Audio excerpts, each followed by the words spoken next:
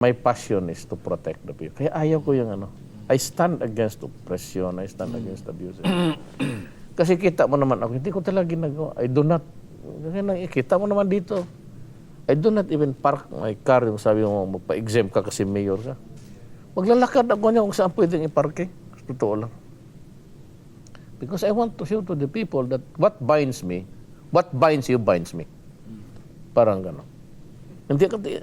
Hindi ako nagpapa-special to. I hate being treated in an extra order. Kasi one is, yan ang ano ng Bisaya, mahilasan. You try to be too, what's the word, patronizing with me. Na ano ako? Nakukurnahan ako. Kaya skip it. I just want to be treated as... Kaya nga, makikita mo niyang may mga foreigners gano'n. Mas maligaya ako, wag ninyo akong pansinin. Mas, ano ako, kikita ko palagi, nakadungo ako palagi.